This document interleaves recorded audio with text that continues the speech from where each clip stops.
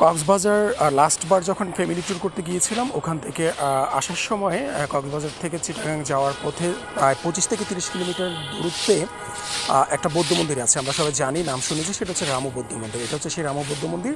যাওয়ার পথে একটু ফ্যামিলি সহ গিয়েছিলাম ওখানে আমরা সবাই, এবং দেখলাম যে তাদের ধর্মচর্চা, তারা কতটা ধর্মপরায়ণ, তারা কতটা নীতিবান, কতটা শান্ত, তাদের ধর্মের ব্যাপারে তারা কতটা অনুরাগী, সেখানে আমি সচক্ষে দেখলাম। এবং আরেকটা বিষয় খেয়াল করলাম যে এই যে বুদ্ধিস্টরা যারা বসে আছে, তারা এখানে বিনা পয়সায় কোনো পারিশ্রমিক ছাড়া এখানে শ্রম দিচ্ছে, পরিষ্কার করছে, কেউ রান্না করছে।